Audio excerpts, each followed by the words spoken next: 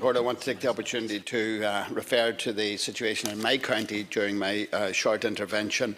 I would acknowledge that some 65,000 households will be connected by the end of the current year. However, there are tens of thousands of others who will not be.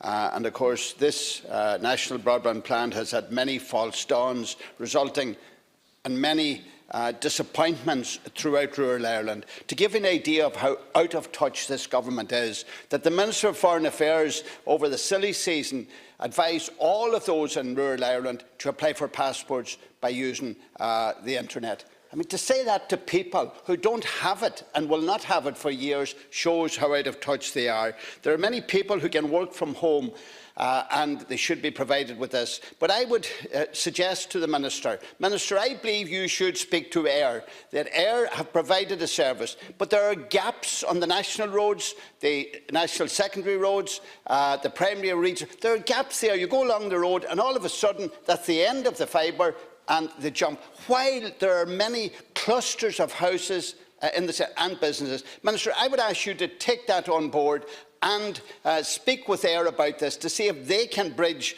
some of the gaps in the meantime.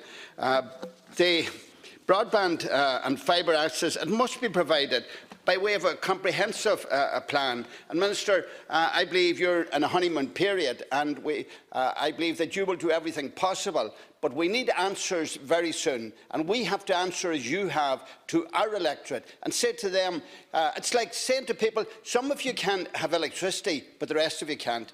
I believe it's not rocket science that by way of a proper plan, a commitment by the government, a commitment by the provider of the service, that it could be made available sooner rather than later. Minister, I wish you well, and I'm asking you to take the lead and to move where other ministers have failed.